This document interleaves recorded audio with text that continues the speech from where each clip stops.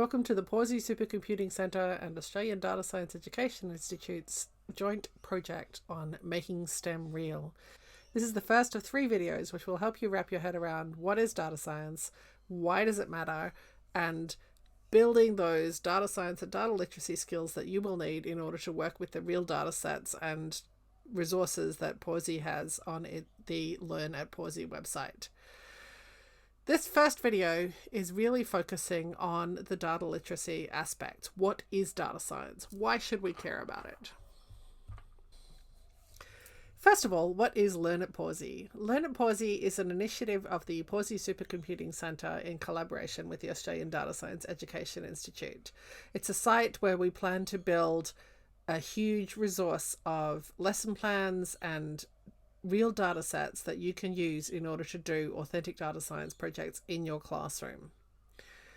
We're building classroom projects around real data, making STEM relevant and authentic, and hopefully building community around these data sets and connecting you with Pawsey science and the real and powerful science that happens at Pawsey Supercomputing Centre. So first of all, what is data science and why should we care about it? Data science is really much simpler than you might think. It's simply understanding and solving problems using data. So you collect data, or somebody collects it for you. You analyze it, and sometimes that's as simple as calculating averages and finding the range of the data and simple things like that, or making simple graphs in Excel. And so that's how you communicate the data, usually using the graphs and maybe more creative forms of visualization. But the key thing is it's about solving problems and understanding the world. And that's something we all need in our daily lives. And the cool thing is the data is also at the core of STEM. Data is fundamental to the practice of science. If you think about it, what is a science experiment? You measure something, you analyze and communicate those measurements, you form a hypothesis or maybe propose a solution, you make a change, and you measure it again. And that is data science. That is, you can't do that without data. STEM, of course, is science, technology, engineering, and maths. And fundamentally, again, it's about problem solving. It's about understanding and exploring the world and discovering new things and solving problems.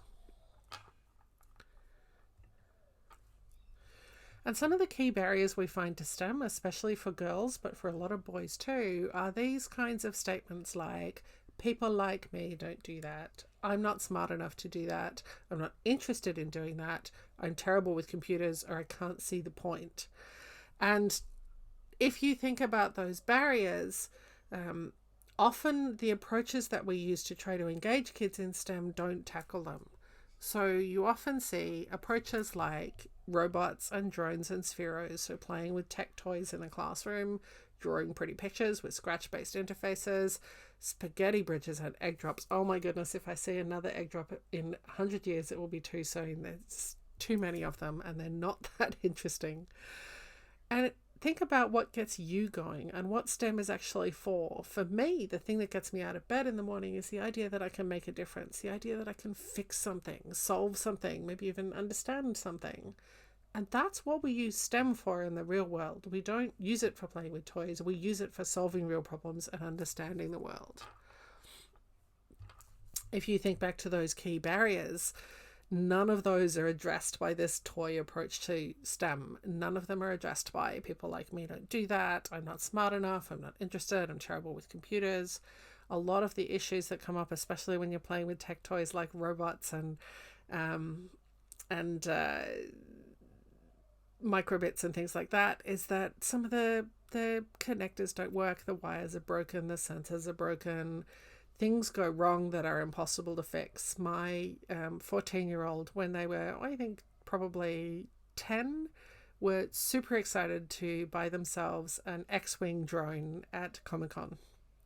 We came home and, got it out of the box, and the excitement was intense and we couldn't make it work. We spent all day trying to make it work as my 10-year-olds enthusiasm wilted and died.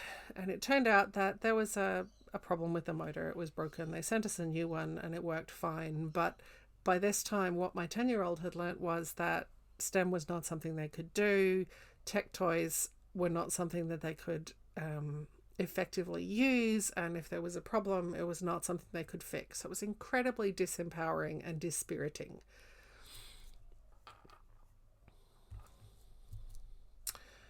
So when you think about what STEM is actually for, it's for understanding the world, it's a way of approaching the world and engaging with the world, and it's a way of solving problems. STEM is something we can use to change the world. We can actually empower kids to make change in their own lives and in their own communities.